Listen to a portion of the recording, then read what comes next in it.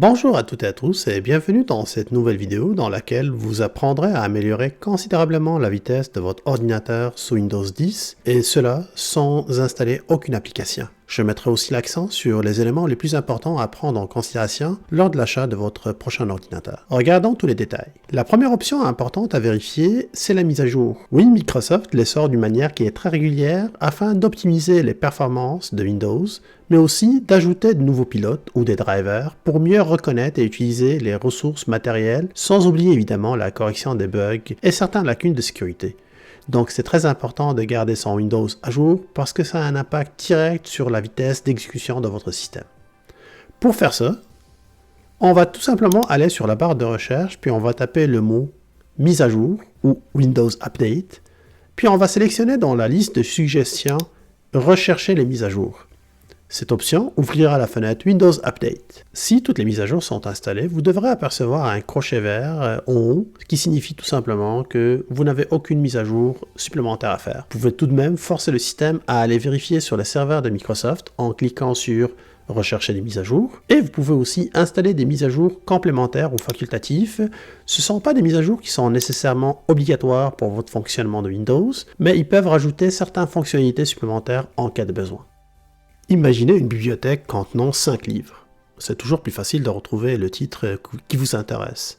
Maintenant, imaginons la même bibliothèque avec des centaines voire des milliers de livres à la place, et en plus ces livres ne sont même pas triés ni organisés par thème. Là, c'est sûr que retrouver un ouvrage devient une autre histoire. C'est exactement ce qui arrive avec votre ordinateur.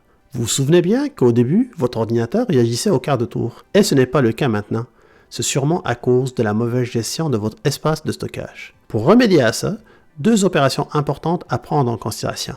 La première, on va tout le temps aller sur la même barre de recherche, puis on va taper le mot « stockage » et on va choisir « paramètres de stockage » dans la liste des suggestions.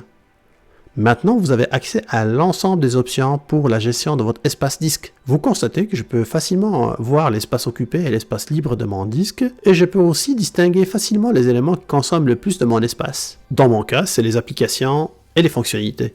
Je vous conseille de ne jamais toucher la catégorie Système et espace réservé, car c'est les fichiers nécessaires pour le bon fonctionnement de Windows. Sinon, pour les autres, il suffit de cliquer sur la catégorie concernée. Par exemple, je commencerai par les fichiers temporaires. Attendez un petit moment le temps que votre ordi complète son analyse. Et voilà, maintenant l'ensemble des fichiers temporaires sont disponibles. Sélectionnez les éléments les plus pertinents à supprimer, comme vider le dossier de téléchargement par exemple. Ce dernier est utilisé par les navigateurs de type Google Chrome ou Microsoft Edge. Puis ça permet tout simplement de stocker l'ensemble des fichiers que vous allez télécharger. Vous pouvez aussi vider la corbeille en cas de besoin ou nettoyer les anciennes versions des mises à jour de Windows. Ce que j'aime dans cette option-là, c'est que tous les éléments sont détaillés dans un paragraphe qui est simple à comprendre. Prenez juste le temps de lire chaque élément, puis vous allez facilement comprendre c'est quoi les éléments que vous souhaitez supprimer ou garder. Vu que mon espace de stockage est occupé par plusieurs applications, je profiterai de ce moment pour aller faire un tour en cliquant sur « Applications et fonctionnalités ». Vous pouvez trier les ensembles des applications par nom, par taille, ou par date d'installation. La date d'installation, ça peut être extrêmement utile si jamais votre ordinateur tombe en panne. Il suffit de reculer en arrière puis de regarder c'est quoi les dernières applications qui ont été installées. Puis en désinstallant ces applications-là ou ces programmes-là, vous allez constater qu'une fois sur deux, le problème sera résolu automatiquement. On peut aussi les trier par taille, comme je l'ai expliqué tout à l'heure. Ça va vous permettre de pouvoir mettre en avant les applications qui sont les plus gourmandes en espace. Et comme ça, vous pouvez épargner un espace supplémentaire sur votre disque si jamais vous en manquez. Faites attention par contre à une chose, ne désinstallez jamais les applications que vous ne connaissez pas. Désinstallez seulement les applications que vous avez installées vous-même. Je donne des exemples, des éléments qu'il ne faut pas enlever. Il y a ce qu'on appelle des bibliothèques, comme par exemple le Microsoft.NET ou le Microsoft SQL Server ou le Microsoft Visual C++. Ce sont des bibliothèques qui sont nécessaires pour le bon fonctionnement de l'ensemble des applications qui sont utilisées par Windows, donc il ne faut pas les désinstaller, gardez-les tout le temps. Dernier élément pour finir avec l'optimisation de mon espace de stockage, c'est que Windows peut aussi vous aider à mieux le gérer. Vous pouvez configurer l'assistant de stockage afin qu'il exécute automatiquement certaines tâches de maintenance, comme la suppression des fichiers temporaires par exemple, qui ne sont pas sollicités par vos applications.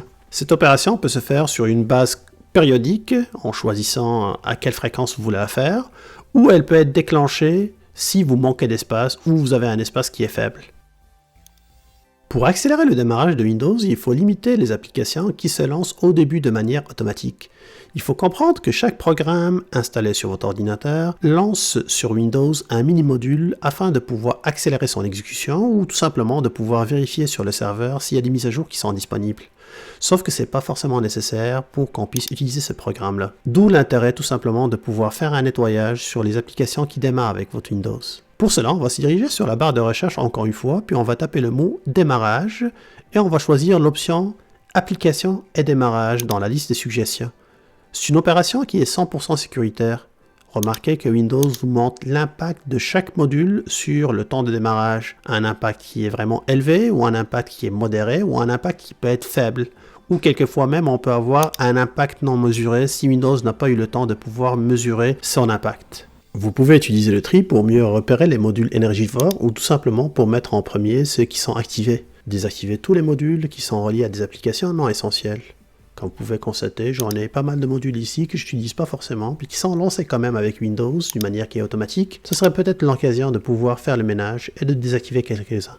Un conseil, gardez toujours celui de votre antivirus et celui qui est relié aussi à votre système de son et votre carte graphique. Maintenant que vous avez réduit le nombre de modules, lancez votre Windows à nouveau et vous allez constater que ceci va faire du bien à votre ordinateur et que le démarrage sera beaucoup plus rapide.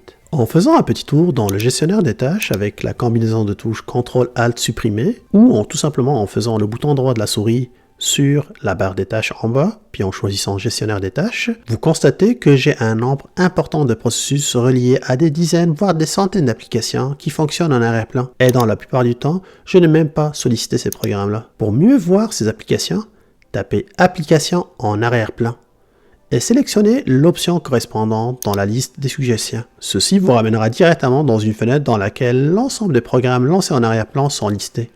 Vous serez étonné de voir le nombre de programmes qui sont lancés en arrière-plan et dont vous ne faites pas forcément usage. Alors je vais explorer ma liste et tout simplement désactiver toutes les applications que je n'utilise pas ou que j'utilise rarement. Il suffit après de fermer la fenêtre pour que ce soit applicable et lors du prochain redémarrage de votre ordinateur, toutes les modifications que vous venez de faire seront applicables automatiquement. Défragmenter un disque est une opération qui est essentielle pour tout disque dur traditionnel non SSD.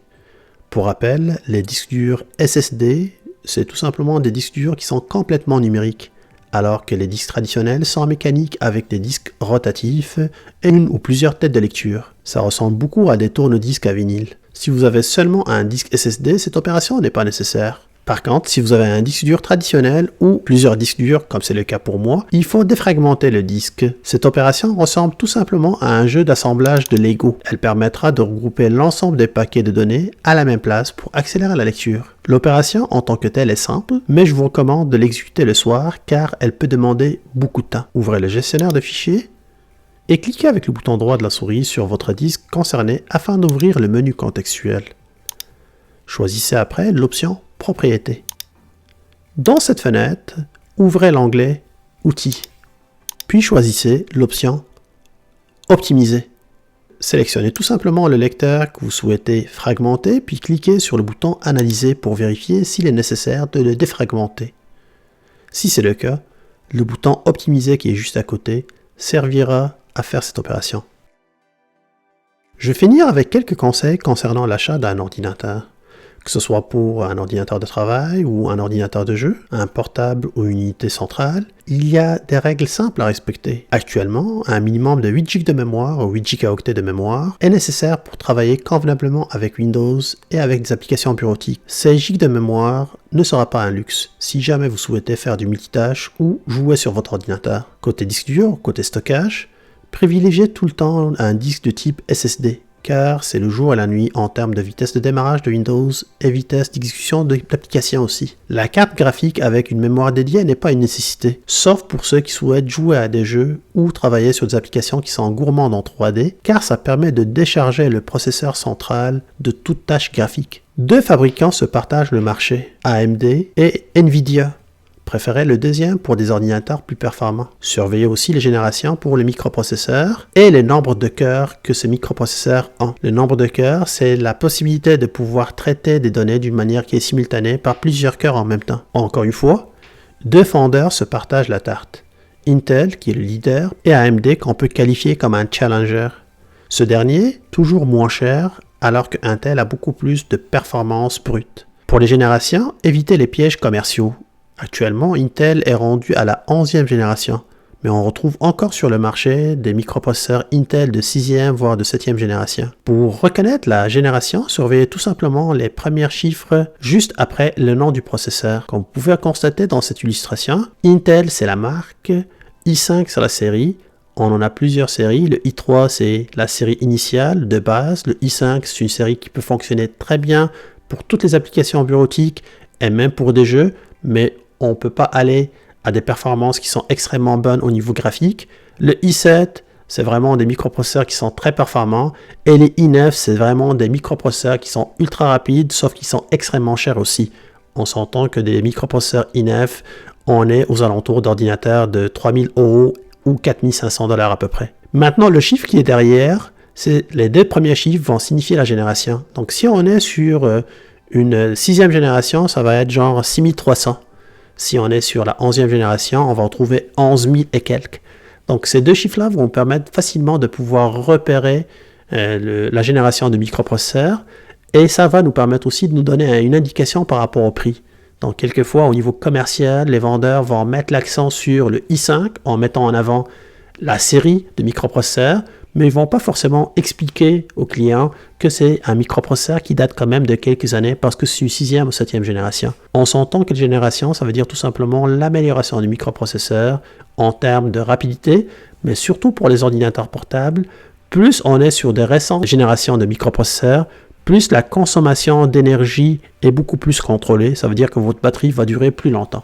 Alors, si vous avez appliqué l'ensemble des astuces que je viens de vous montrer, vous allez sûrement constater que votre ordinateur va respirer mieux et que la vitesse de démarrage et d'exécution des applications sera largement améliorée. J'espère que vous avez apprécié cette vidéo. Si c'est le cas, n'hésitez pas de regarder mes autres vidéos sur la chaîne. Je vous invite aussi à cliquer sur le bouton s'abonner et activer les notifications pour ne pas manquer mes nouveautés. Laissez-moi aussi vos commentaires, vos suggestions, je me ferai toujours un grand plaisir de les lire et de vous répondre. Merci encore et à très bientôt dans une autre vidéo. A plus.